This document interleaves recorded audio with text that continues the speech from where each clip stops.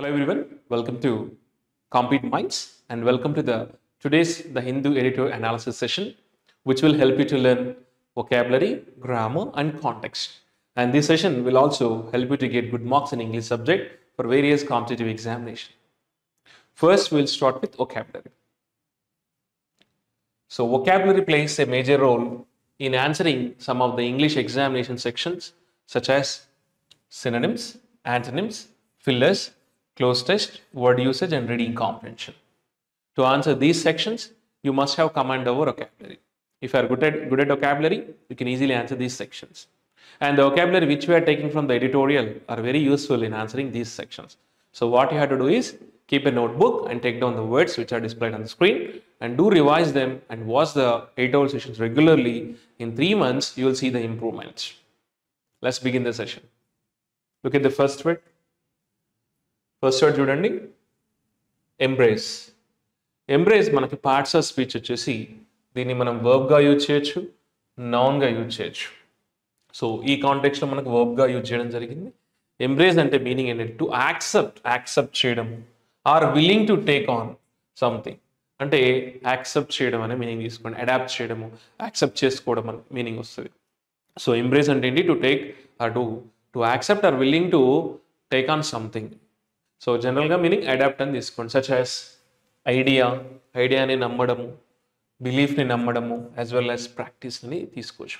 అంటే we generally say embrace అంటే ఏంటి, యాక్సెప్ట్ అని తీసుకోండి, అడాప్ట్ అని తీసుకోండి. సో సినోనిమ్స్ ఏంటి మనకి, adapt, accept, welcome, include. And what are the opposite words, antonyms? They are reject, dismiss, oppose. So finally, what is embrace? Embrace means to accept or willing to take on something such as idea, belief or practice. Look at the example so that you can understand. He embraced the challenge. అతను challenge ని accept చేశాడు అనమాట. He embraced the challenge. ఏ challenge? Challenge of learning new language with determination. అతను new language నేర్చుకోవడానికి దాని యొక్క ఛాలెంజెస్ని యాక్సెప్ట్ చేశాడు విత్ డిటర్మినేషన్తో అన్నాడు. So what is the meaning of embrace అంటే ఇక్కడ మనం టు యాక్సెప్ట్ సంథింగ్ విల్లింగ్లీ అనమాట. So next word tinker. So tinker, TIN అది. Tinker is a verb form as well as noun. దీన్ని మనం నౌన్గా యూజ్ చేయొచ్చు, వర్బ్గా కూడా యూజ్ చేయొచ్చు. ద మీనింగ్ ఆఫ్ టింకర్ ఏంటంటే to make small changes to something. Small changes చేయడం అని మనం టింకర్ అని అంటాము. సినోనిమ్స్ వచ్చేసి మనకు ఫిక్స్, అడ్జస్ట్, మోడిఫై అని తీసుకోండి మనకు, ఓకేనా. సో టింకర్ మీనింగ్ అని ఇక్కడ modify and make some changes అని వస్తుంది. అపోజిట్ వర్డ్స్ ఏంటి మనకి, antonyms? Neglect, ignore, overhaul. So what is the meaning of tinker? ఇక్కడ చేంజెస్ చేయడం అనమాట, స్మాల్ చేంజెస్ చేయడము. సో ఎగ్జాంపుల్ చూడండి, he spent the afternoon tinkering with his old clock to get it working again. So అతను afternoon మొత్తం spend చేశాడు. దేనికి? Tinkering అంటే ఏంటి, చేంజింగ్, బాగు చేయడం. Tinkering with the old clock ఎందుకు? To get it working again. అంటే తన ఓల్డ్ క్లాక్ పని చేయడానికి అతను దానిలో చేంజెస్ చేయడానికి, దాన్ని మాడిఫై చేయడానికి ఆఫ్టర్నూన్ మొత్తం స్పెండ్ చేశాడు అనమాట. So what is the meaning of tinkering అంటే మేకింగ్ సమ్ చేంజెస్ అనమాట, మాడిఫైయింగ్ అని వస్తుంది.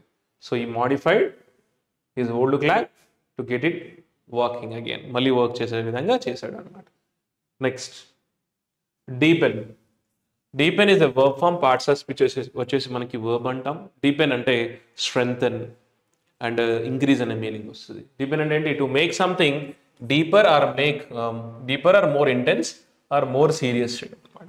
సో డీపెన్ అంటే ఏంటి, టు మేక్ సంథింగ్ డీపర్గా చేయడము అండ్ టు మోర్ ఇంటెన్స్గా చేయడం యాజ్ వెల్ యాజ్ మోర్ సీరియస్గా చేయడం అనమాట. సో సినోనిమ్స్ వచ్చేసి మనకి ఇంటెన్సిఫై అంటే ఇంక్రీజ్ చేయడము సిచ్యువేషన్ని, అండ్ ఇంక్రీజ్, ఎన్హాన్స్, ఇవి మనకి సినోనిమ్స్. అపోజిట్ వర్డ్స్ యాంటోనిమ్స్ ఏంటంటే షాలో అంటే డిక్రీజ్ చేయడము, రెడ్యూస్, డిమినిష్, ఓకేనా. సో ఎగ్జాంపుల్ చూడండి, what are the meaning of deepen అంటే టు ఇంటెన్సిఫై, ఇంక్రీజ్ చేయడం సిచ్యువేషన్ని. Example, the companies research, company యొక్క రీసెర్చ్ ఏదైతే ఉందో, ఎయిమ్స్ టు డీపెన్ నాలెడ్జ్, అంటే దాని యొక్క కంపెనీ యొక్క రీసెర్చ్ ఏం చేస్తుంది, నాలెడ్జ్ని ఇంక్రీజ్ చేద్దామని ట్రై చేస్తుంది అనమాట. అంటే the company's research aim to increase knowledge ఎక్కడ in environmental science లో నాలెడ్జ్ని ఇంక్రీజ్ చేయడానికి దాని యొక్క ఏం పెట్టుకుంది అనమాట. And the research AIIMS targets అనమాట. ఏం టార్గెట్ చేస్తుంది? To deepen knowledge in environmental sciences. So deepen అంటే ఏంటి? ఇంటెన్సిఫై ఆర్ ఇంక్రీజ్ అనే మీనింగ్ వస్తుంది. క్లియర్. Next quash. ఇది రెగ్యులర్గా మీకు వినబడుతూ ఉంటుంది ఎడిటోరియల్లో. క్వాష్. సో క్వాష్ అంటే ఇక్కడ ఇట్స్ పార్ట్స్ వచ్చేసి మనకి ఇది verb form. What is the meaning of quash అంటే రిజెక్ట్ చేయడము, కొట్టివేయడం అంటారు కదా, సప్రెస్ చేయడం అనమాట. సో క్వాష్ అనేది పార్ట్స్ ఆఫ్ స్పీచ్ ఏంటి మనకి? Verb. So what is the meaning of quash అంటే టు సప్రెస్, రిజెక్ట్, ఇన్వాలిడేట్ చేయడము, ఇన్వాలిడేట్ సంథింగ్ అనమాట. రిజెక్ట్ సంథింగ్ ఆర్ ఇన్వాలిడేట్ చేయడం అనమాట. So often forcefully or decisively అనమాట. సినోనిమ్స్ చూడండి మనకి.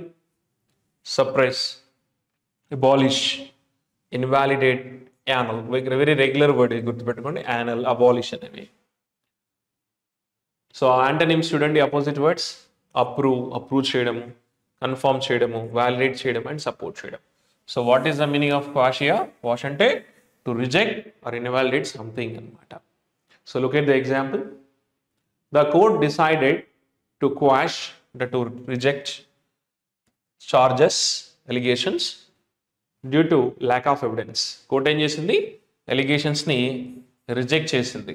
The court decided to reject the allegations అంటే charges. ఎందుకు? రీజన్ ఏంటి? Lakh of evidence. ఎవిడెన్స్ లేకపోవడం ద్వారా అంటుంది. So due to lack of evidence the court decided to reject the అంటే రిమూవ్ ద చార్జెస్ అనమాట. రిజెక్ట్, ఇన్వాలిడేట్ ద చార్జెస్ అని meaning వస్తుంది. Clear? What is the meaning of quash? Invalidate అని వస్తుంది. Invalidate. ఓకేనా? If you are good at the meanings of these words, you can easily understand the meaning of a sentence. ఒకవేళ మీకు వీటి మీద command ఉంటే మీరు ఆ సెంటెన్స్ యొక్క మీనింగ్ ఈజీగా అర్థం చేసుకోగలుగుతారు. అంటే కాంటెక్స్ట్ అనేది తొందరగా అర్థమవుతుంది. కాంటెక్స్ట్ తొందరగా అర్థమైందంటే మీకు ఇంగ్లీష్ ఎగ్జామినేషన్ సెక్షన్స్ ఏవైతే ఉన్నాయో లైక్ సినోనిమ్స్ కానీ, యాంటోనిమ్స్ కానీ, అండ్ వాటిని బేస్ చేసుకున్న questions like fillers, close test, reading comprehension, not only these sections, some other English examination sections also they require vocabulary and understanding of your knowledge.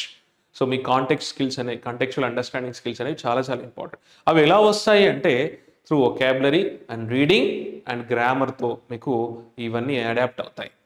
Grammar, vocabulary and reading, these 3 things play major role in understanding the context. కాబట్టి రెగ్యులర్గా ఎవరైతే editorials చదువుతారో, analyse చేస్తారో, grammar, vocabulary and also context observe చేస్తారో, వారు English సెక్షన్స్లో ఈజీగా answer చేయగలుగుతారు. ఓకేనా? So last, what is the meaning of quash అంటే ఇక్కడ to suppress, reject or invalidate something. Next dislodge. Dislodge is a verb form, parts of speech వచ్చేసి మనకి ఇది వర్బ్. డిస్లాడ్జ్ అంటే రిమూవ్ చేయడము అంటాం, తొలగించడం అనే మీనింగ్ వస్తుంది. So what is the meaning of it? Remove or move something from where it is fixed or stuck. ఒక ప్లేస్ నుంచి తీసేయడం అనమాట. తొలగించడం మీనింగ్ గుర్తుపెట్టుకోండి. డిస్లాడ్జ్ అంటే ఏంటి? తొలగించడము. Remove something from where it is fixed or struck అనమాట. సో సినోనిమ్స్ వచ్చేసి మనకు remove, extract, force out, displace చేయడము. యాంటోనిమ్స్ చూడండి. సెక్యూర్ చేయడము, ఫిక్స్ చేయడము, ఎంబెడెడ్ చేయడము అండ్ ఫాజన్ చేయడము, స్పీడప్ చేయడం. So what is the meaning of dislodge అంటే to remove something from where it is fixed or located, తొలగించడం. ఎగ్జాంపుల్ చూడండి. Efforts to dislodge the stubborn rock from the path proved difficult అని చెప్తాడు. అంటే ఇక్కడ efforts proved difficult, ఇది subject verb, ఇది ఈ సబ్జెక్ట్ దానికి లింక్, ఇది వర్బ్. ఇది అంటే ఎఫర్ట్స్ ప్రూవ్ డిఫికల్ట్ అంటే ఎఫర్ట్స్ అనేవి డిఫికల్ట్ అయ్యాయి అంటున్నాడు. ఎఫర్ట్స్ ప్రూవ్ డిఫికల్ట్, ఎఫర్ట్ అనేది డిఫికల్ట్ అయ్యాయి. ఏ ఎఫర్ట్స్ అవి? To dislodge. డిస్లాడ్జ్ అంటే ఏంటి? To remove. ఏంటి? ద స్టబర్న్ రాక్ అంటే చాలా ఫిక్స్ అయినటువంటి రాక్, అది కదలకుండా ఉన్నటువంటి రాక్ని తీయాలని ఏదైతే ఎఫర్ట్స్ ఉన్నాయో ఎక్కడి నుంచి? ఫ్రమ్ ద పాత్, దారిలో నుంచి. ఎలా? దే ప్రూవ్ డిఫికల్ట్, చాలా డిఫికల్ట్ అయింది ఆ స్టబర్న్ రాక్ని తీయాలంటే అన్నాడు. So what is the meaning of dislodge ఇక్కడ? To remove something from where it is fixed. ఆ పాత్ పైనటువంటి ఈ స్టబర్న్ రాక్ తీయడానికి చాలా కష్టమైంది అంటున్నాడు. Next hitherto, this is hitherto, sound to, to కాదు. hitherto అంటే మనకి పార్ట్స్ ఆఫ్ స్పీచ్ అడ్వర్బ్ ఇది. టైం తెలియజేసేవన్నీ కూడా అడ్వర్బ్స్ అవుతాయి, గుర్తుపెట్టుకోండి. సో టైం తెలియజేసేవి ఇప్పుడు కూడా అడ్వర్బ్స్ అంటాం, అడ్వర్బ్ ఆఫ్ టైం అంటాం. సో సిన్స్, దెన్, నవ్వు, ఆల్వేస్, నెవర్, ఇవన్నీ కూడా adverbs of time. Yesterday, tomorrow, ఇవన్నీ కూడా పార్ట్స్ ఆఫ్ స్పీచ్లో మనం అడ్వర్బ్స్ అంటాం వీటిని. సో hitherto అంటే ప్రీవియస్లీ, ఇప్పటి వరకు అని వస్తుంది. ఇప్పటి వరకు జరిగింది, ఇప్పటి వరకు జరిగినటువంటిది అనమాట. అంటే అంటిల్ నౌ అని మీనింగ్ వస్తుంది, ప్రీవియస్లీ అండ్ ఇప్పటి వరకు. So what is the meaning of hitherto అంటే up to this point in time or until now. Until now అని తీసుకోండి మోస్ట్లీ, ఇప్పటి వరకు అంటే గతం నుంచి ఇప్పటి వరకు జరిగింది అనమాట. అంటే previously, from the past till now అనమాట, ఇప్పటి వరకు, until now. So what is the parts of speech of that? మనకి అడ్వర్బ్. ఎగ్జాంపుల్ చూడండి. She had hitherto been unaware of the new regulations. She had been అనమాట. ఇక్కడ చూడండి, ఇక్కడ direct తీసేసి కనెక్ట్ చేసుకోవడం మీకు మీనింగ్ వస్తుంది. She had been unaware of the new regulations. ఆమెకి ఇప్పటి వరకు న్యూ రెగ్యులేషన్స్ గురించి అసలు తెలియదు అనమాట. ఆమెకి ఇప్పటి వరకు స్టిల్ నౌ, అంటిల్ నౌ తెలియదు అన్నారు. సో hitherto అంటే అంటిల్ నౌ అనమాట. ఇక్కడ అంటిల్ నౌ, అంటిల్ నౌ, ఇప్పటి వరకు ఆమెకు రూల్స్, న్యూ రూల్స్ గురించి తెలియదు అనమాట. She had hitherto been unaware of the new regulations గురించి ఆమెకి ఇంకా ఇప్పటివరకు తెలియదు అనమాట. స్టిల్ అంటే ఇప్పటివరకే తెలియదు అంటే ఇప్పటివరకు జరగలేదు అనమాట. So what is the meaning of hitherto అంటే అంటిల్ నౌ, ఫ్రమ్ పాస్ట్ ఇప్పటివరకు అనమాట, previously. If you are good at the meaning of this word, ఆ కాంటెక్స్ట్ అనేది మీకు ఈజీగా అర్థమవుతుంది. Next, homogeneous. హోమో అంటే సింగిల్, గుర్తుపెట్టుకోండి, రూట్ వర్డ్ ఇది. హోమో అంటే మనకి ఇది సింగిల్ అని వస్తుంది, ఓకేనా, వన్. సో హోమోజీనియస్ అనేది మనకి ఇక్కడ, దీన్ని మనం నౌన్ ఫామ్ అంటాము. ఇది మనకి నౌన్. సో దీన్ని మనం నౌన్ అంటాము, సారీ అడ్జెక్టివ్. ఓయూఎస్ వచ్చింది కదా అక్కడ, అడ్జెక్టివ్ అంటాము. Sorry.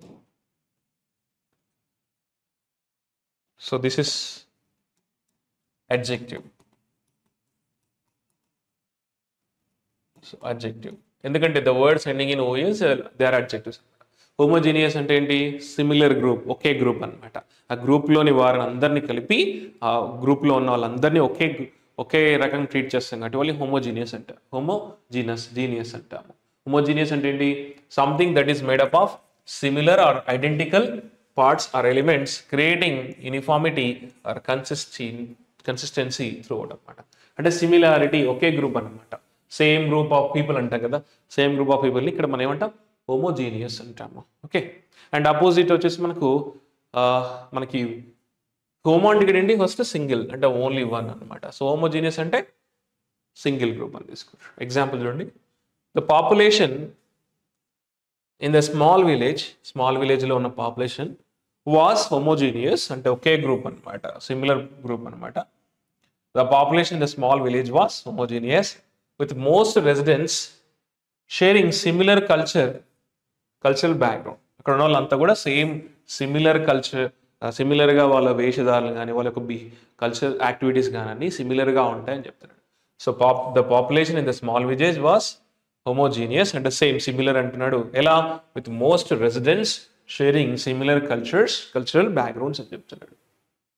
So what is the meaning of homogeneous అంటే something that is made up of similar or individual parts or elements and creating uniformity and consistency throughout. Next, substantive. It's an adjective form. So parts of speech is manaki adjective anagane it modifies the noun. Substantive ante significantly, importantly ana meaning vastundi. Important ana meaning vastundi. Significant or important anamata. Adjective significant and important. So meaning student something that has real or meaningful or essential qualities. So substantive ante something that has meaningful anamata, real anamata, something that is real, meaningful, important anamata. So example chudandi, substantive research ante meaningful, important research, significant research on the subject paina needs to be carried out. Ante significant research needs to be carried out అంటున్నాడు. అంటే significant important research అనేది execute అవ్వాలి అంటున్నాడు. ఇక్కడ subject పైన. So significant research అంటే substantive research on the subject పైన it needs to be carried out అని చెప్తున్నాడు, ఎగ్జిక్యూట్ అవ్వాలి అంటున్నాడు. Struck down. Next phrasal verb struck down. So phrasal verb అంటే ఏంటి, మనకి అందులో ఒక వర్బ్ ఉంటుంది, నెక్స్ట్ దాంతోపాటు ఒక ఫిక్స్డ్ ప్రిపోజిషన్ ఉంటుంది. ఇవి రెండు కలిపి ఫిక్స్డ్ మీనింగ్ ఇస్తాయి. సో దాన్ని మనం ఫ్రేజల్ వర్బ్ అంటాము. ఫ్రేజల్ వర్బ్ అంటే ఏంటి, ఇందులో ఒక వర్బ్ ఉంటుంది, ప్రిపోజిషన్ ఉంటుంది, ఇలా fix and they have fixed meaning అనమాట. ఆ ఫిక్స్డ్ మీనింగ్ ఎలా ఉంటుందంటే మనకి ఇండివిజువల్ మీనింగ్ తీసుకోకూడదు. ఇక్కడ స్ట్రక్ అని డౌన్ అని దానికి ఇండివిజువల్ వర్డ్స్ నుంచి ఇండివిజువల్ మీనింగ్ తీసుకోకూడదు. రెండు కలిపి ఒకే మీనింగ్ ఇస్తాయి.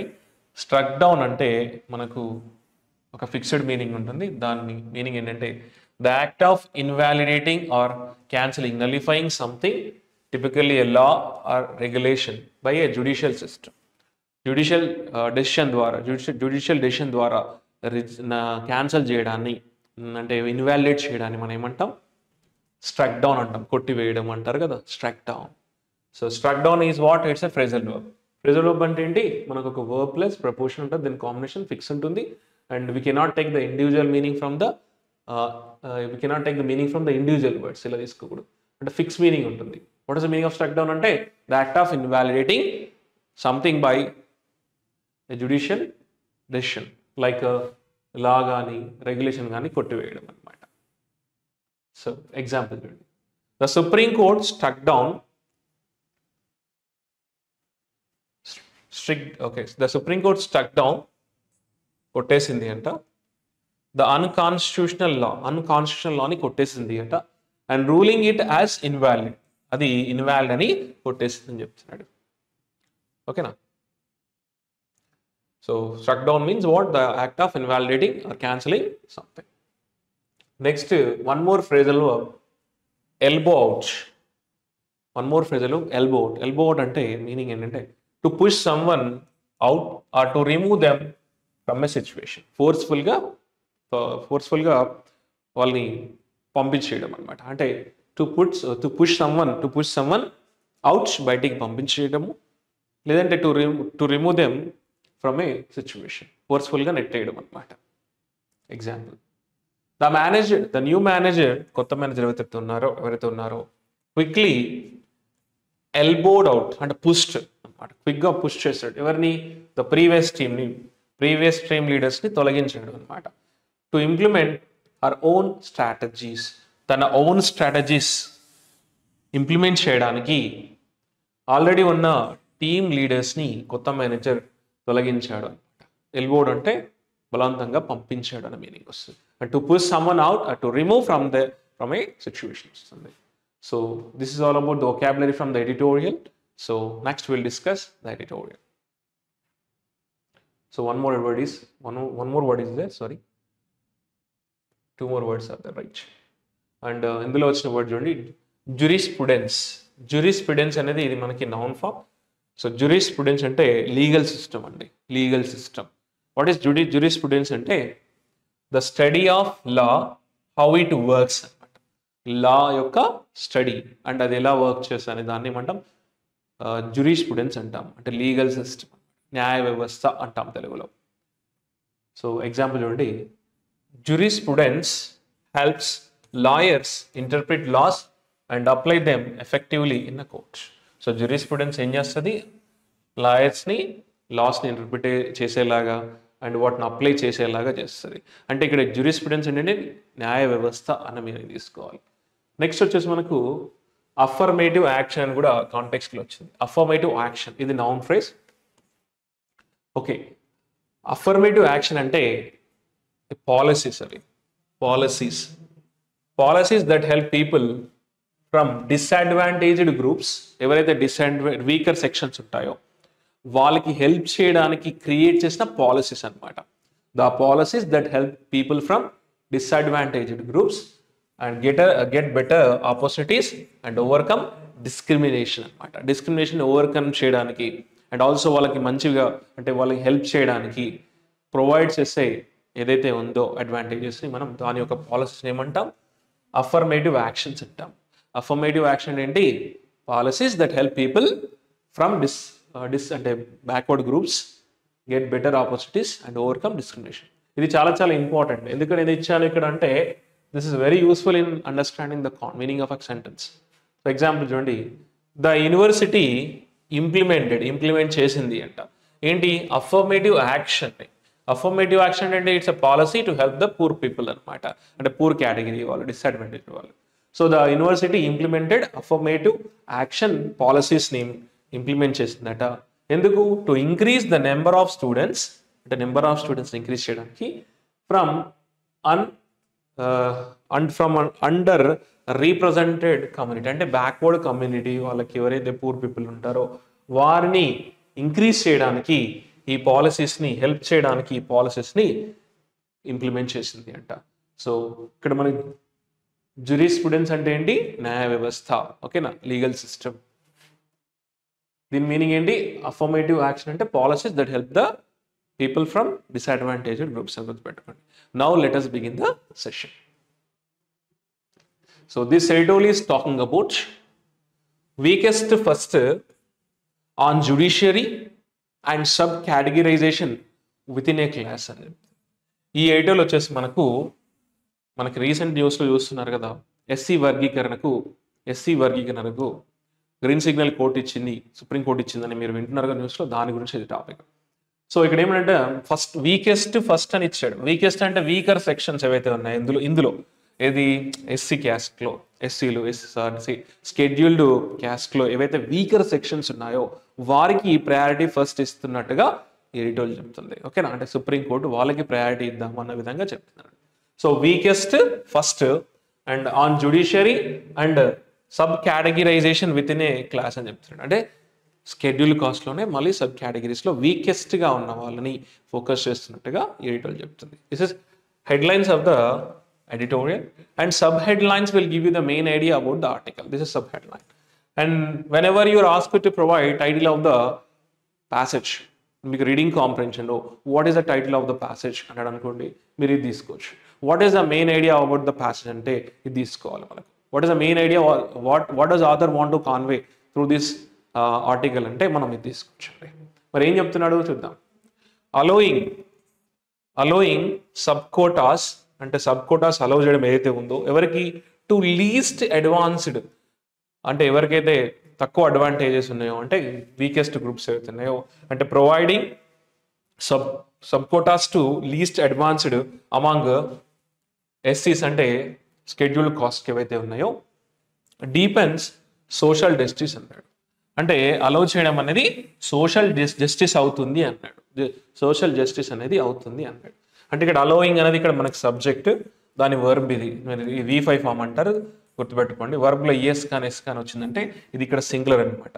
సో ఇక్కడ మనకు అలోయింగ్ ఏదైతే ఉందో డీపెన్స్ అంటే ఇంక్రీజెస్ వాట్ సోషల్ జస్టిస్ అనేది ఇంక్రీజ్ చేసినట్టుగా ఉంటుంది, సపోర్ట్ చేసినట్టుగా ఉంటుందని ఆథర్ చెప్తున్నాడు. ఇక్కడ మనకి ఏం అలో చేయడం, అది sub quotas to the least advanced, అంటే వీకెస్ట్ ఉన్నారు ఎవరైతే వాళ్ళు ఉన్నారో ఆ సెక్షన్స్లో, వీకర్ సెక్షన్స్ ఏవైతే ఉన్నాయో అందులో మళ్ళీ సబ్ కేటగిరీస్, అంటే ఇదే గ్రూప్లో వీకెస్ట్ సెక్షన్ ఉన్న వారికి, అంటే షెడ్యూల్ కాస్ట్లో వీకెస్ట్ సెక్షన్ ఉన్న వారికి ఈ అలౌ చేయడం ఏదైతే ఉందో సబ్ కోటాస్ని, ఇట్ డిపెండ్స్ అంటే ఇంక్రీజెస్ జస్టిస్, సోషల్ జస్టిస్ అయ్యే అవకాశం ఉంది అని చెప్తున్నాడు. అంటే పాజిటివ్గా ఇచ్చాడు ఇక్కడ మనకి. సో ఇది మనకి headlines and sub headlines. Let's go to the article. Look at the first paragraph. This is from here to here.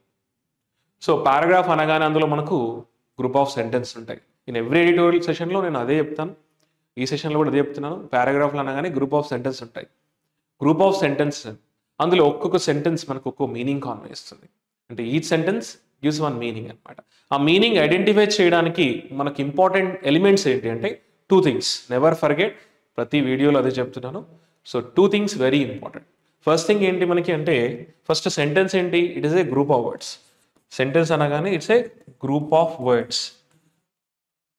Words ఖచ్చితంగా. అందులో మనకి ఇంపార్టెంట్ ఎలిమెంట్స్ ఏంటంటే, అన్ని ఇంపార్టెంటే కానీ అందులో మెయిన్గా మీనింగ్ ఇచ్చేవి subject, verb. So first thing ఏంటి, మనకు సెంటెన్స్లో మనం ఫోకస్ చేయాల్సింది సబ్జెక్ట్ వర్బ్ అనేవి చాలా చాలా ఇంపార్టెంట్.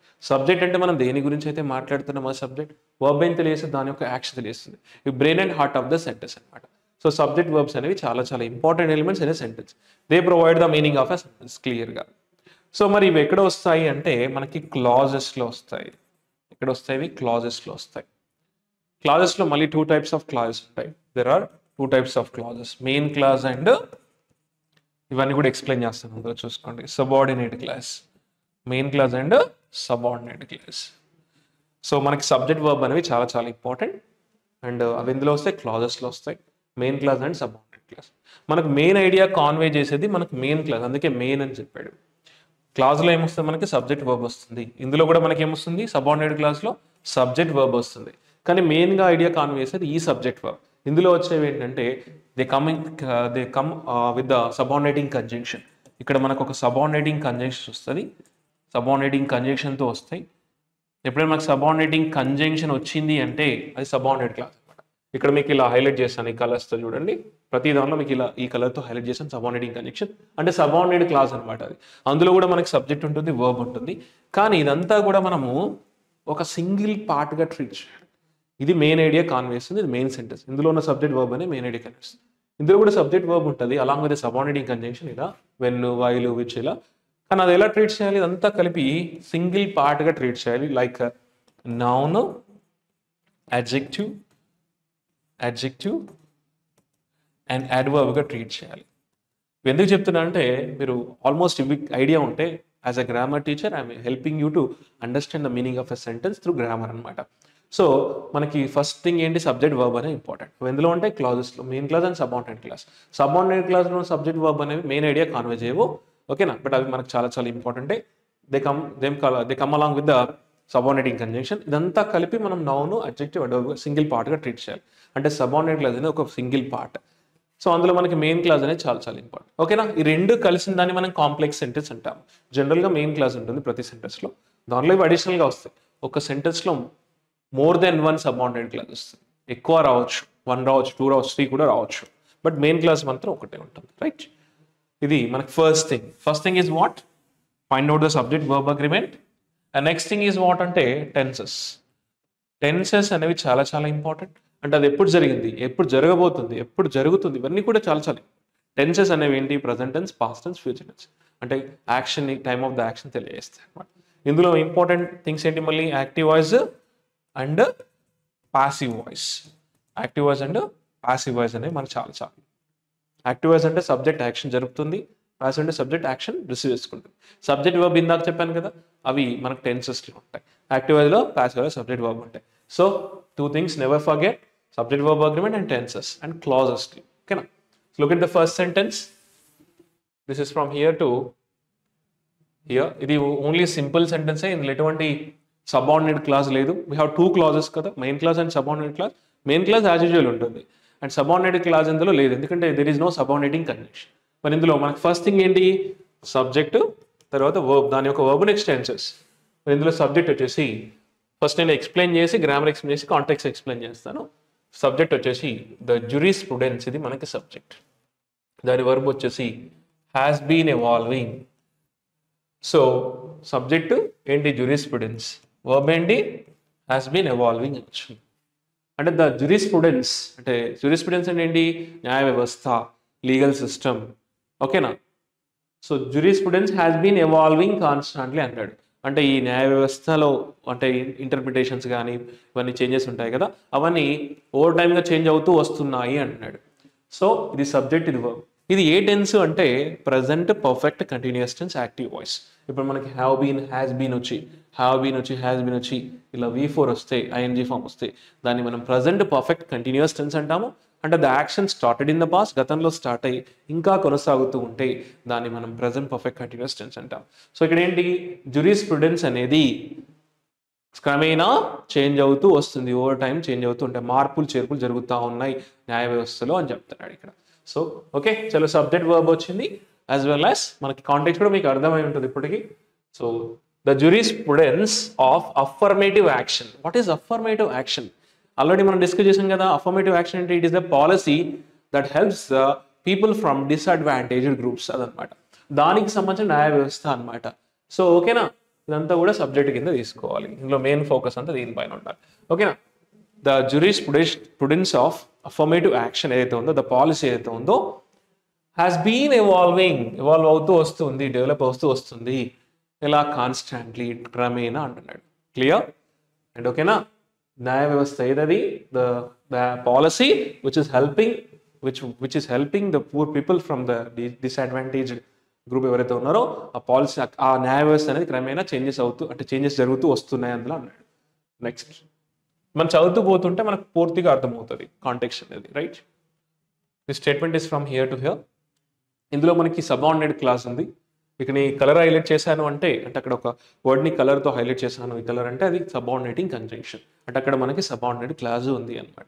సో సబార్డినేట్ క్లాస్ ఎక్కడి వరకు ఇక్కడ ఉందంటే ఇక్కడ నుంచి ఇక్కడ వరకు ఉంది. అందులో మనకి సబ్జెక్ట్ వచ్చేసి ద ఎయిమ్, దాని వర్బ్ ఈజ్ ఇక్కడ ఇలా లింక్ చేసుకోవాలి. మొత్తం అంతా ఒకటే పార్ట్ అది కూడా మళ్ళీ. అండ్ మెయిన్ క్లాస్లో ఉన్న సబ్జెక్ట్ వచ్చేసి మనకు it refers to this jurisprudence, అంటే న్యాయ వ్యవస్థ గురించి మాట్లాడుతుంది, అంటే న్యాయ చట్టాల గురించి మాట్లాడుతుంది, ఈ చట్టం గురించి, right. It refers to that, ఈ చట్టం. ఓకే, ఏ చట్టం అది? ఇందాక డిస్కస్ చేసాం కదా, jurisprudence ఆఫ్ అఫర్మేటివ్ యాక్షన్, అది పాలసీకి సంబంధించిన చట్టం. ఇట్ హ్యాస్ బీన్, దాని వర్బ్ ఏంటంటే has helping of and reached V3 form. ఇది మనకి అంటే ఇది రీచ్ అయింది అనమాట, అంటే ప్రజెంట్ పర్ఫెక్ట్ టెన్స్. ఇది రీచ్ అయింది అంటే దానికి సంబంధించినటువంటి పాలసీకి సంబంధించిన న్యాయ వ్యవస్థ అనేది, లీగల్ సిస్టమ్ అనేది రీచ్ అయింది అని చెప్తున్నాడు. మొత్తం చదివినాక పూర్తిగా అర్థమవుతుంది. సో దాని సబ్జెక్ట్ ఇది మెయిన్ క్లాస్లో అంటే the jurisprudence of affirmative action has reached a point, ఒక పాయింట్కి రీచ్ అయింది అన్నాడు. వేర్, ఏ పాయింట్ అది? Where refers to this point is adjective clause, where the aim is substantive, అంటే వేర్ ఇంపార్టెన్స్ ఈక్వాలిటీ ఎక్కడ ఉందో అక్కడ రీచ్ అయింది అన్నాడు. ఒకసారి కాంటెక్స్ట్ వెళ్దాం, right. So first statement idea వచ్చింది కదా. సో jurisprudence అంటే లీగల్ సిస్టమ్ ఆఫ్, అంటే jurisprudence of this affirmative action, ఈ పాలకి సంబంధించినటువంటి ఏదైతే మార్పులు చేర్పులు అనేవి జరుగుతూ ఉన్నాయి అన్నాడు. ఇక్కడ ఫ్రమ్ ఏ నోషన్ అంటే idea, belief, from A notion of formal equality rooted in a general principal of non discrimination. ఎక్కడి నుంచి? అందరూ ఇప్పుడు రిచ్ పూర్ ఉన్నారు అనుకోండి, రిచ్ పీపుల్, పూర్ పీపుల్ ఇద్దరిని ఈక్వల్గా స్కెడ్యూల్ కాస్ట్లో ఇద్దరిని ఈక్వల్గా చూసే విధంగా అక్కడి నుంచి అనమాట. ఇందులో ఇద్దరు రిచ్ పీపుల్ అండ్ పూర్ పీపుల్ని ఇద్దరిని ఈక్వల్గా చూసే విధానం నుంచి it has reached a point అని చెప్తున్నాడు. అక్కడ నుంచి ఒక పాయింట్కి రీచ్ అయింది అన్నట్టు న్యాయ వ్యవస్థ గురించి మాట్లాడుతున్నాడు. అంటే ఫ్రమ్ ఏ బిలీఫ్ ఆఫ్, అంటే from A concept of formal equality rooted in a general principal of non discrimination, అక్కడి నుంచి ఎక్కడికి రీచ్ అయిందంట? It has reached a point, ఒక పాయింట్కి రీచ్ అయిందంట అని చెప్తారు. అప్పుడు ఇద్దరిని ఈక్వల్గా బ్యాలెన్స్ చేయడం జరిగింది. ఏది?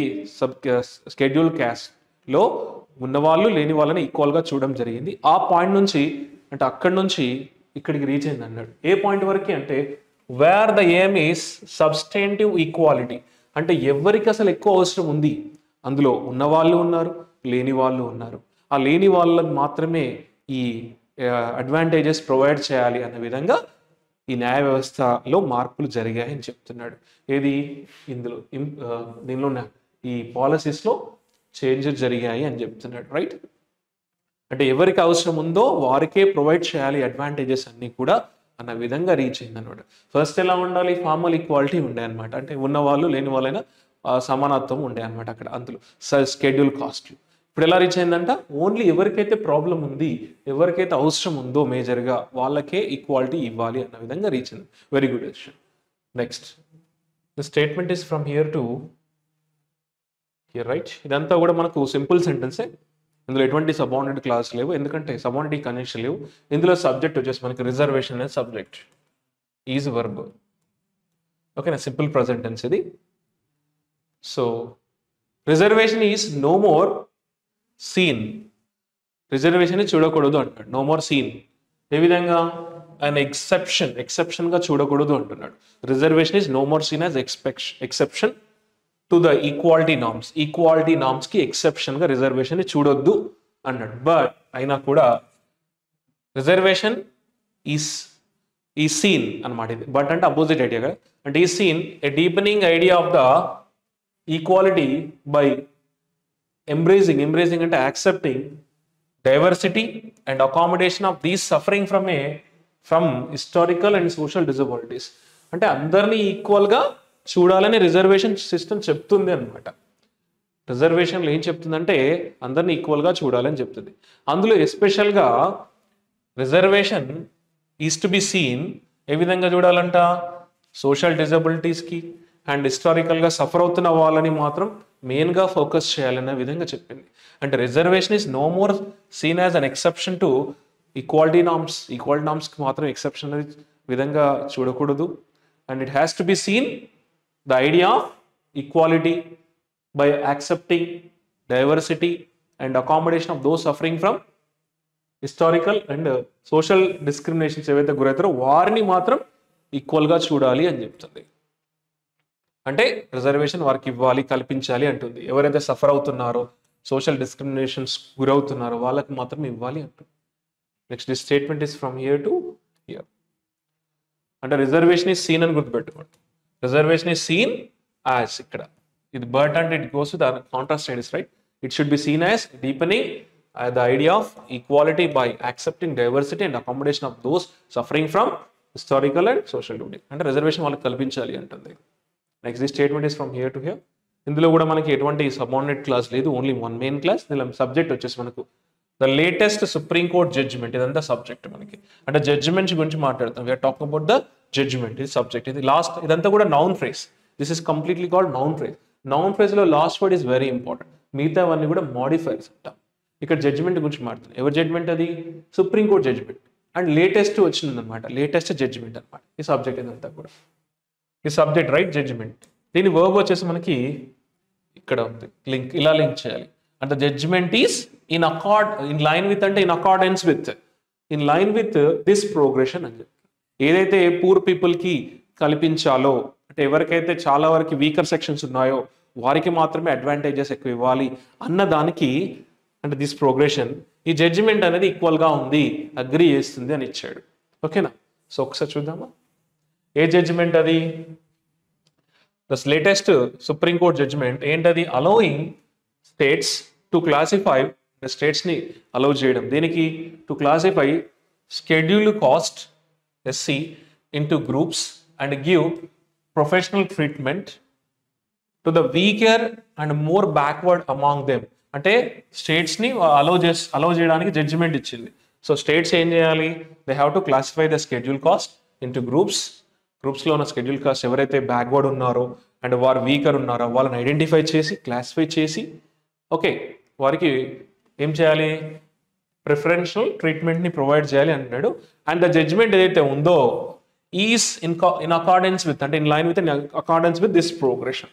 అంటే దీనికి ఏదైతే మనం ఇక్కడ డిస్కస్ చేసాం కదా, reservation should be given to the people who are very backward and who are very mostly backward and who are very weaker అనమాట. అలాంటి వాళ్ళకే ఇవ్వాలి. ఎందులో? సబ్ క్యాస్ట్లో, ఎస్సీ షెడ్యూల్డ్ సబ్ క్యాస్ట్లో అని చెప్తున్నాడు.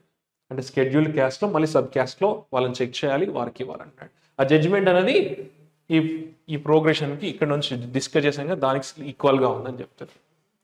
Next this statement is from here to, ఇదంతా కూడా చూడండి ఇక్కడ వరకు రైట్, ఇక్కడ వరకు రైట్. ఇందులో మళ్ళీ నేను ఇక్కడ కలర్స్, ఇలా ఈ వర్డ్స్ని కలర్స్ ఇచ్చానంటే అది సబార్డినేట్ క్లాజెస్. ఇందులో సబ్జెక్ట్ వచ్చేసి మనకు ద ఎస్సీస్ అంటే షెడ్యూల్ కాస్ట్, దాని వర్బ్ వచ్చేసి ఇది V1 ఫామ్. దీనిలో సబ్జెక్ట్ వచ్చి sub classifications and will violate, ఇది వర్బ్. దీన్ని లింక్ చేయాలి.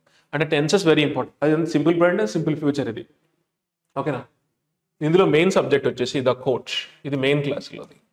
హ్యాజ్ రిజెక్టెడ్ అనేది వర్బ్ దానికి. అంటే హ్యాజ్ రిజెక్టెడ్ అంటే రీసెంట్గా జరిగిన విషయం, ఇది రిజెక్ట్ చేసింది. ద కోర్ట్ హ్యాజ్ రిజెక్ట్ చేసింది అనమాట. రీసెంట్గా జరిగింది. ఏం రిజెక్ట్ చేసింది అనేది ఇదంతా కూడా మనకు అడ్జెక్టివ్ క్లాజ్ అంటాం. సో ఐడియాని రిజెక్ట్ చేసింది. ఈ ఐడియాని రెఫర్ చేస్తున్నవి దట్, ఇది ఈ ఐడియాని రెఫర్ చేస్తుంది, ఈ దట్ ఇది ఐడియాని రెఫర్ చేస్తుంది. అవి అడ్జెక్టివ్ క్లాస్ అంటారు. ఓకే, మరి చూద్దామా? కోర్ట్ అనేది రిజెక్ట్ చేసింది ఐడియాని అని చెప్తున్నాడు ఇక్కడ. మరి ఏం చూద్దాం? మొత్తం చదివితే కానీ మీకు అర్థం. ఇదంతా కూడా ఒకటేలాగా ట్రీట్ చేయాలి. ఇదంతా కూడా సింగిల్ పార్ట్, ఇదంతా కూడా సింగిల్ పార్ట్. ఇవన్నీ అడ్జెక్టివ్గా ట్రీట్ చేయాలి. ఐడియాని రెఫర్ చేస్తాయి అనమాట అవి. ఓకేనా? చూద్దాం. బై మెజారిటీ ఆఫ్ 6:1 అంటే 7 జడ్జెస్లో 6 మెంబర్స్ అనమాట. So A majority of 6 members, ఒకరు 7 ఒక 6 మెంబర్స్ యాక్సెప్ట్ చేస్తారు, ఒకరు యాక్సెప్ట్ చేయరు అనమాట. సో ఏ మెజారిటీ ఆఫ్ 6:1 ఆరుగురు అనమాట, 6 మెంబర్స్ వాళ్ళ యొక్క మెజారిటీ తీసుకొని the court has rejected the ఐడియాని రిజెక్ట్ చేసింది. ఏ ఐడియాని రిజెక్ట్ చేసింది అంటే, ఏ ఐడియా అంటే that refers the idea that schedule cost constitute a single homogeneous class. అంటే షెడ్యూల్ కాస్ట్ అనేది సింగిల్ హోమోజీనియస్ క్లాస్ని ఏర్పాటు చేస్తుందేమో అన్న ఐడియాని, అది ఆ నమ్మకాన్ని రిజెక్ట్ చేసింది. And also sub classification will violate the equality rule. అంటే సబ్ క్లాసిఫికేషన్ అనేది ఈక్వాలిటీ రూల్ని బ్రేక్ చేస్తుంది అన్న ఒక కాన్సెప్ట్ ఏదైతే ఉందో అది కాదు అని రిజెక్ట్ చేసింది. అంటే it has rejected the idea, A idea that the schedule cost constitute a single homogeneous class and the idea that sub classification will violate the equality rule అని ఏదైతే భావిస్తున్నారో ఆ ఐడియాని కొట్టేసింది అనమాట. With the help of 6 judges, వాళ్ళ యొక్క మెజారిటీని బట్టి అనమాట. ఒకరు మాత్రం డిసగ్రీ చేశారని చెప్తున్నారు. Like the statement is from here to here. ఇందులో సబార్డినేట్ క్లాజ్ వచ్చింది కదా, మళ్ళీ ఇందులో సబ్జెక్టు ఇదే subject, that refers to this judgement అనమాట. సో ఇక్కడ దీనికి లింక్ చేయండి. That had stuck down, had ఎప్పుడు వచ్చింది పాస్ట్ టెన్స్, ఇది గతంలో జరిగిన దాని గురించి మాట్లాడుతుంది అనమాట. రైట్, ఒకసారి ఇందులో మెయిన్ సబ్జెక్ట్ వచ్చేది ద వర్డిక్ట్ అంటే ద జడ్జిమెంట్ ఏదైతే ఉందో, ఇది రీసెంట్గా మాట్లాడేది. దాని వర్బ్ ఇది డిస్క్లాడ్జెస్, ఇది V5 ఫామ్. ఎప్పుడు మనకు వర్బ్లో ES కానీ S వచ్చిందంటే దానిలో మనం దాని సబ్జెక్ట్ సింగులర్ అయి ఉంటుంది, థర్డ్ పర్సన్ సింగులర్ అయి ఉంటుంది, ద సింపుల్ ప్రెజెంట్. అంటే ద వర్డిక్ట్ డిస్క్లాడ్జెస్, డిస్క్లాడ్జెస్ అంటే తొలగించడం, రైట్. ఆ జడ్జిమెంట్ ఏది ఉందో తొలగిస్తుంది. ఏం తొలగిస్తుంది? ఏ 2005 కాన్స్టిట్యూషన్ బెంచ్ జడ్జిమెంట్ని తొలగిస్తుంది అని చెప్తున్నాడు. అంటే 2005 కాన్స్టిట్యూషన్ బెంచ్ జడ్జిమెంట్ ఏదైతే ఉందో దాన్ని ఈ వర్డిక్ట్, సుప్రీంకోర్టు ఒక వర్డిక్ట్ రీసెంట్గా జరిగింది, తొలగిస్తుంది అన్నాడు. ఏ జడ్జిమెంట్ అదా అంటే E V Chinnaiah versus AP, Andhra Pradesh versus, అంటే ఈవి చిన్నయ్య వీళ్ళిద్దరి మధ్యలో డిఫరెన్స్ రావడం ద్వారా అదైతే ఉందో ఆ జడ్జిమెంట్, అప్పుడు వచ్చిన జడ్జిమెంట్ అనమాట. ఈవి చిన్నయ్య అండ్ AP వీళ్ళ మధ్యలో వచ్చిన ఆ డిఫరెన్స్ సంబంధించిన జడ్జిమెంట్ గురించి మాట్లాడుతున్నాడు. ఏది? The judgement that had stuck down, అంటే జడ్జిమెంట్ అప్పుడు కొట్టేయబడింది అని అన్నాడు. So the verdict dislodges the 2005 constitution bench judgement. ఏ జడ్జిమెంట్ అది? That had stuck down. ఏం స్టక్ అంటే కొట్టేసింది. ఏ జడ్జిమెంట్? ఆ జడ్జిమెంట్ కొట్టేసింది. ఏం కొట్టేసింది? ఆంధ్రప్రదేశ్ లాని కొట్టేసింది. అండ్ ఆంధ్రప్రదేశ్ లాని అప్పుడు ఆ జడ్జిమెంట్స్ గురించి మాట్లాడుతున్నాడు. ఈ జడ్జిమెంట్ ఏం చేసింది? 2005 కాన్స్టిట్యూషన్ బెంచ్ జడ్జిమెంట్ ఏం చేసింది? ఆంధ్రప్రదేశ్ లాని కొట్టేసింది. ఏ విధంగా కొట్టేసిందట అంటే, ఈ లాని classifying SC communities into groups as unconstitutional అన్న విధంగా కొట్టేసిందంట. అప్పుడు ఆ జడ్జిమెంట్లో ఎవరు SC కమ్యూనిటీస్ని గ్రూప్స్లో అలౌ చేయడం అనేది అన్కాన్స్టిట్యూషనల్ అని చెప్పి కొట్టేసింది అనమాట అల్లాని. ఇదంతా పాస్ట్లో జరిగిన యాక్టివిటీ. ఇప్పుడు ఆ జడ్జిమెంట్ని ఈ వర్డిక్ట్ కొట్టేస్తుంది అనమాట. అర్థమైందా? ఇప్పుడు రీసెంట్ వర్డిక్ట్ ఆ జడ్జిమెంట్ కాదు, కరెక్ట్, అది అలా చేయడం కరెక్ట్ కాదని చెప్పి. అంటే the verdict dislodges the judgement. The judgement ఏది? 2005లో జరిగినటువంటిది, that had stuck this Andhra Pradesh లాని తీసేసినటువంటిది అనమాట. సో వీళ్ళిద్దరి మధ్యలో జరిగిన గొడవకు సంబంధించి అంటే డిస్కషన్ డిఫరెన్సెస్. సో క్లియర్గా అర్థమైందండి. సో ఇది ప్రజెంట్ టెన్స్, ఇది పాస్ట్ టెన్స్, పాస్ట్లో జరిగిన జడ్జిమెంట్ ఇది. సో పాస్ట్లో జరిగిన జడ్జిమెంట్ని ఇప్పుడు వర్డిక్ట్ అయితే ఉందో సుప్రీంకోర్టు తీసేస్తుంది, రిమూవ్ చేస్తుంది అన్నమాట. ఇక్కడ ఆ జడ్జిమెంట్ ఏముండే మనకు ఆంధ్రప్రదేశ్ లాని అలౌ చేయలేదు అనమాట. ఏ లా అది? Which is allowing SC communities into sub groups. అవి ఏదైతే లా ఉందో అది అన్కాన్స్టిట్యూషనల్ అని చెప్పి కొట్టేసిన జడ్జిమెంట్ని మళ్ళీ ఇప్పుడు ఈ వర్డిక్ట్ కూడా మళ్ళీ తొలగిస్తుంది అంటాడు. రివర్స్ చేస్తుంది ఇక్కడ. అంటే the verdict dislodges 2005 constitution bench judgement, ఆ జడ్జిమెంట్ని తొలగిస్తుంది. ఆ జడ్జిమెంట్ అంతా దీని information, right. Next the statement is from here to full stop. ఇక్కడ వరకు ఉందండి. ఇందులో మళ్ళీ సబార్డినేట్ క్లాజ్ ఉంది. ఇందులో సబ్జెక్ట్ వచ్చి the president, subject notifies verb దానికి. ఇందులో మెయిన్ సబ్జెక్ట్ వచ్చి ద కోర్ట్. హ్యాడ్ అంటే పాస్ట్ టెన్స్, ఇదంతా కూడా జరగదు అప్పుడు. ద కోర్ట్ దెన్ అప్పుడు అనమాట. Past tense had plus V3 ఇది verb. So the court then ruled, ఏంటి రూల్ చేసింది అంటే జడ్జిమెంట్ ఇచ్చింది అని చెప్తున్నారు. ఏంటి సెడ్ అనమాట, once the president notifies the list of schedule cost under article 347, ఇక్కడ ఏమన్నాడంటే the court had then rule చేసింది అన్నాడు. ఎప్పుడు when once the president notifies the bill list of SCs అంటే schedule cost bills under article 341, article 340 ప్రకారంగా president దగ్గర ఉన్న list, అంటే ప్రెసిడెంట్ నోటిఫై చేస్తే ఆ లిస్ట్ని వాళ్ళు అండర్ ఆర్టికల్ 347 అది నోటిఫై చేస్తే అది చెప్తే అప్పుడు రూల్ చేసిందని చెప్తారు. సో ఎక్కడి నుంచి ఎక్కడి వరకు ఉంది, ఇంకా president alone could parliament alone could modify by law. Okay done, let me check again one second. So the court ఏం చేసిందంట అంటే ద కోర్ట్ దెన్ రూల్డ్, ఏం రూల్ చేసిందంటే once the president notifies the list of subcaste schedules under article 341 చేస్తే అప్పుడు ఏం చేయాలి, parliament could alone modify it by law. So parliament అప్పుడు ఏం చేయాలి, ప్రెసిడెంట్ లిస్ట్ పంపిస్తే లాలోకి మార్చాలి అని చెప్తుంది. అండ్ దట్ స్టేట్స్ వర్ అయినా కూడా స్టేట్స్ వర్ బార్డ్ అంటే స్టాప్డ్, స్టేట్స్ని స్టాప్ చేయడం జరిగింది అన్నాడు. States were barred from tinkering with the list అన్నాడు. సో అంటే అయినా కూడా స్టేట్స్ అనేవి వాటికి సంఖ్యలు వేయడం జరిగింది అంటున్నాడు. So clear. So the court had then ruled that once the president notifies the list of schedule costs under article 341, parliament could alone modify it by law and the states were stopped from tinkering with the list అని చెప్తున్నాడు. So clear. So next statement చూడండి ఒకసారి.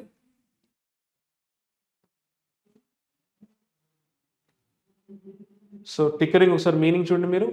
Tinkering meaning చూడండి, మీకు అర్థమవుతుంది. Tinkering అంటే ఏంటి, changing, make changes. So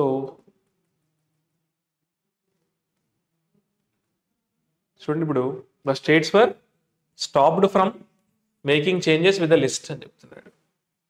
ఓకేనా.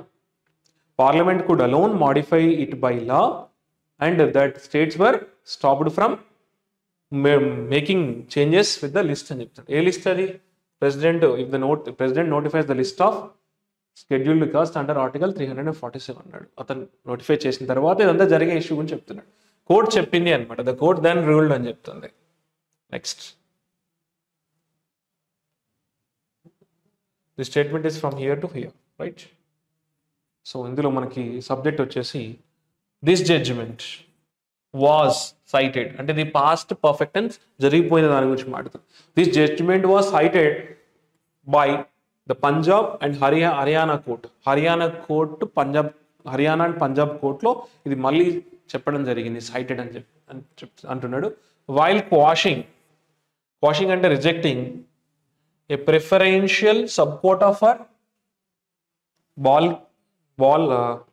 బాల్మీకీస్ అండ్ మజ్హాబీ 6కి within the SC quota. అంటే ఈ జడ్జిమెంట్ సైట్ షేడ్ చెప్పబడింది అంటున్నాడు. Same judgement, this judgement was cited by Punjab and Haryana high court. ఇలా వైల్ చేస్తున్న సమయం, డ్యూరింగ్ అనమాట.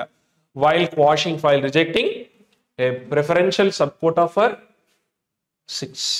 6 వాళ్ళు Valmikis and Mazhabi 6 within the SC కోటాలో ఉన్నాయి, క్యాన్సిల్ చేయడం ఆ డిస్కషన్లో వచ్చిందంత ఇదంతా చెప్తున్నాడు. Next the statement is from here to here. ఇందులో మనకి సబార్డినేట్ క్లాజ్లో సబ్జెక్ట్ వచ్చేసి మ్యాటర్ కేమ్, ఇది we to home simple past tense. When the matter came వచ్చినప్పుడు అంటున్నాడు. ఇందులో మెయిన్ సబ్జెక్ట్ వచ్చేసి ఏ బెంచ్, ఇది సబ్జెక్ట్. డౌటెడ్, ఇది వర్బ్ మనకి. ఓకే, ఏ బెంచ్ డౌట్ చేస్తున్నాడు. Right. when the matter came to apex court కి మ్యాటర్ వచ్చినప్పుడు ఏ బెంచ్ డౌట్ అంటే డౌట్ పడింది అంట.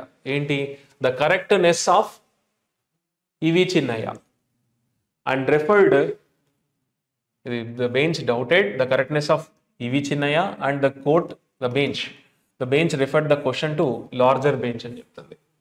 అంటే అప్పుడు ఆ బెంచ్ ఏం చేసిందంట, కరెక్ట్నెస్ ఆఫ్ E.V. చిన్నయ్యని డౌట్ పడిందంట, E.V. చిన్నయ్య కరెక్ట్నెస్ డౌట్ పడింది అంట, అండ్ ఆ కేసుని ఆ క్వశ్చన్ని లార్జర్ బెంచ్కి రెఫర్ చేసిందంట. ఇదంతా కూడా ఎప్పుడు జరిగింది? When the matter came to the apex కోర్ట్కి వచ్చినప్పుడు అని చెప్తున్నాడు.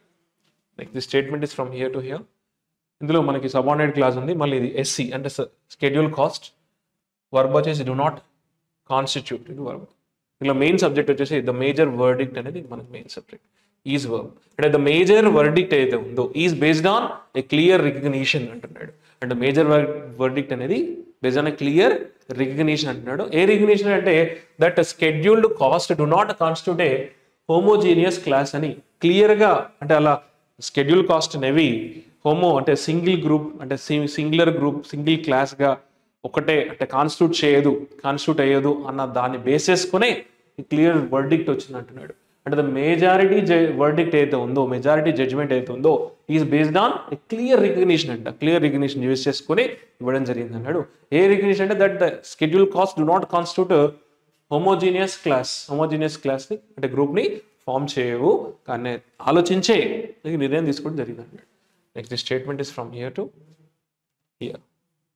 ఇందులో మనకి మళ్ళీ దట్ ఉందంటే సబార్డినేట్ క్లాస్ ఇది.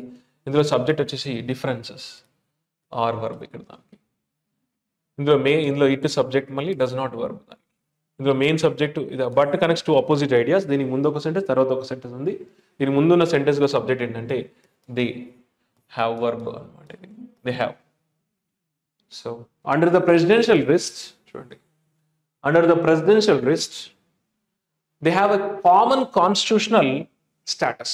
ప్రెసిడెన్షియల్ లిస్ట్ ప్రకారంగా అంటే షెడ్యూల్ కాస్ట్ వాళ్ళు ఎవరైతే ఉన్నారో, రిచ్ అయినా పూర్ అయినా వాళ్ళకి ఈక్వల్ స్టేటస్ అయితే ఉంది అన్నాడు.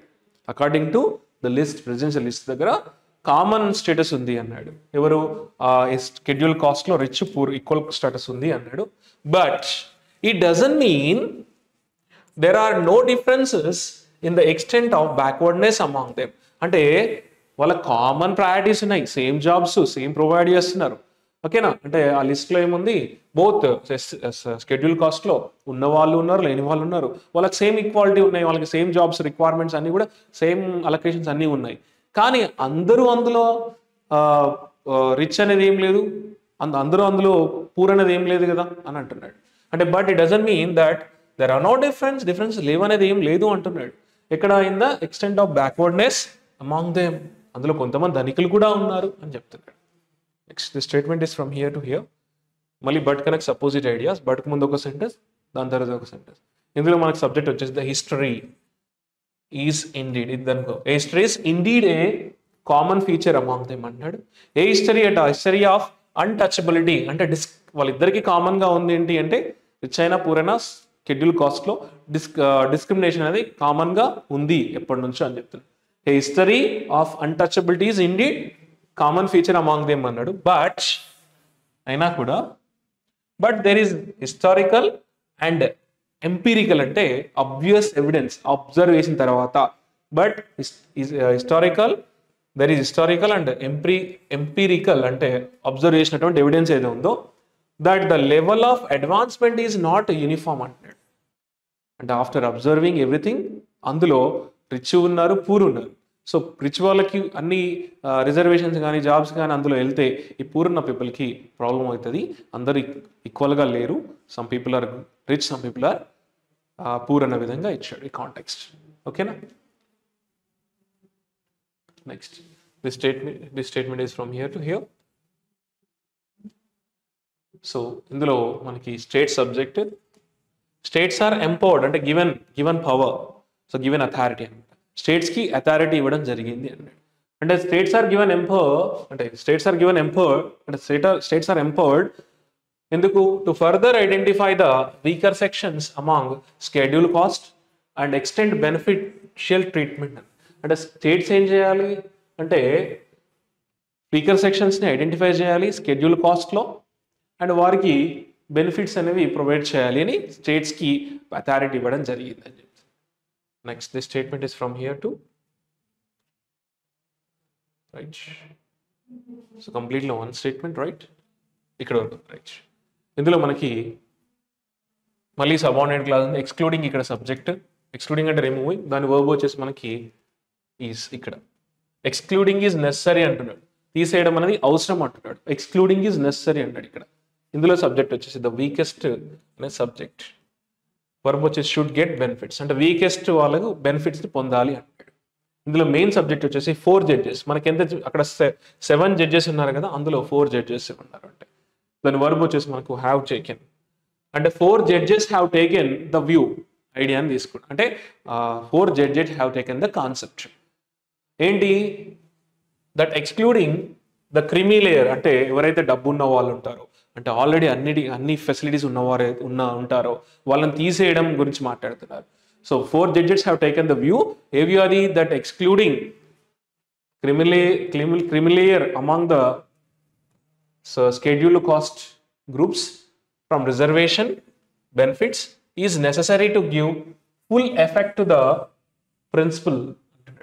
వాళ్ళని అంటే ఎవరైతే డబ్బు ఉన్నవారు ఉంటారో, అందులో రిచ్ పీపుల్ ఉంటారో, వారిని తీసేయడమే బెటర్ అన్న విధానాన్ని 4 జడ్జెస్ అగ్రీ చేశారు అన్నమాట.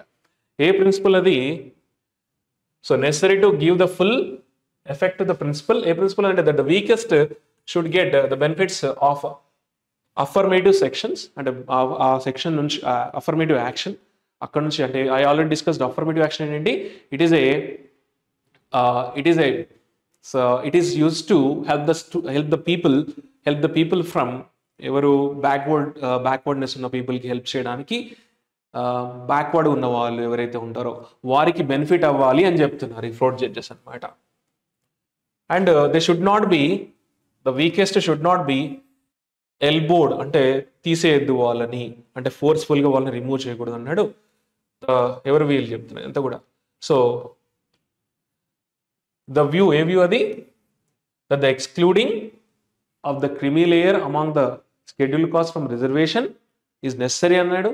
ఎందుకు? To give full effect the principle that the weakest ఎవరైతే ఉన్నారో should get benefits of affirmative action and not be removed, అంటే by those who more advanced than them, అంటే అందులో అడ్వాన్స్డ్ ఉన్న వాళ్ళు, డబ్బున్న వారు ఎవరైతే ఉంటారో వాళ్ళ చేత వీళ్ళు వెనకబడిపోవద్దు అంటారు, వాళ్ళు రిమూవ్ చేయొద్దు అని చెప్తారు.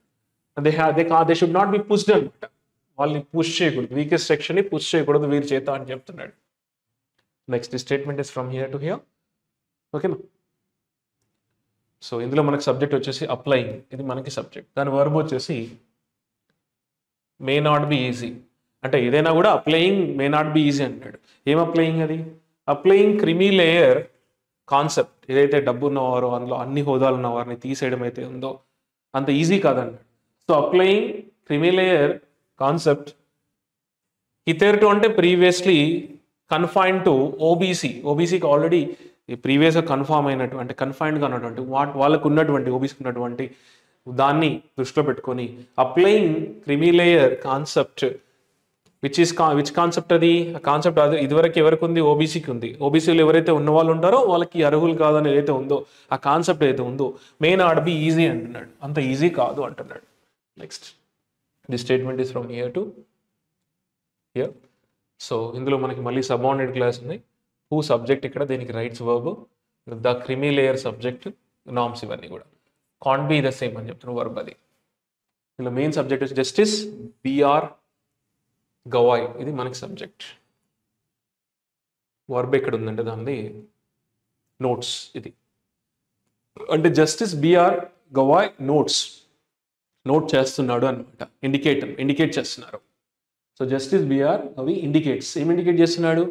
ద క్రిమీ లేయర్ నామ్స్ ఏవైతే ఉన్నాయో కాంట్ బి ద సేమ్ అని చెప్తున్నాడు. సో చూద్దాం. జస్టిస్ బిఆర్ గవాయ్, ఎవరు అతను? Who refers to this Gavai, who rights in support of the exclusion of the better of among schedule కాస్ట్లో ఆల్రెడీ బెటర్గా ఉన్న వాళ్ళని ఏదైతే తీసేయాలన్న కాన్సెప్ట్ని తను సపోర్ట్ చేస్తున్నారు అన్నాడు. And also notes that the creamy layer norms cannot be the same as those prescribed for the OBC. OBC లో ప్రిస్క్రైబ్ చేసిన విధంగా ఇవి ఉండకూడదు అంటున్నాడు, రైట్? అంటే ఓబీసీ కేటగిరీలో ఏవైతే ప్రిస్క్రైబ్ చేస్తారో ఆ విధంగా ఉండకూడదు అన్నాడు. Next the statement is from here to, so here ఇక్కడ వరకు ఉంది, రైట్? ఇందులో మనకు సబ్జెక్ట్ వచ్చేసి ద ఎక్స్క్లూజన్ అంటే రిమూవింగ్ అనమాట మన సబ్జెక్ట్. ఇక్కడ వర్బ్ వచ్చేసి మనకి was. So the exclusion was not an issue before the bench అన్నాడు, రైట్?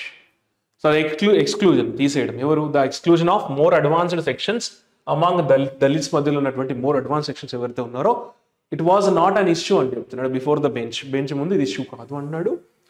నెక్స్ట్ దీనిలో మళ్ళీ సబ్జెక్ట్ ఏంటి? And gives additional.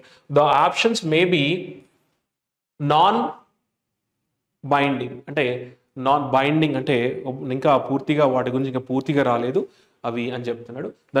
The options may be non binding as of now, ఇప్పటి వరకు అయితే అన్నాడు.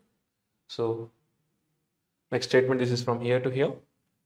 ఇందులో మనకి వైల్ వచ్చిందంటే మళ్ళీ ఇది సబార్డినేటింగ్ కంజంక్షన్. ఇందులో సబ్జెక్ట్ వచ్చేసి ద క్రీమీ లేయర్, దాని వర్బ్ వచ్చేసి మే హ్యాపెన్. అండ్ ఇందులో మెయిన్ సబ్జెక్ట్ ద ఫోకస్, దాని వర్బ్ వచ్చి షుడ్ బి. సో వైల్ అంటే it shows contrast ideas as well as at the same time, I mean, at the same time, but simultaneously. And while excluding the creamy layer may happen someday, ఏదో ఒక రోజు అవ్వచ్చు అంటున్నాడు.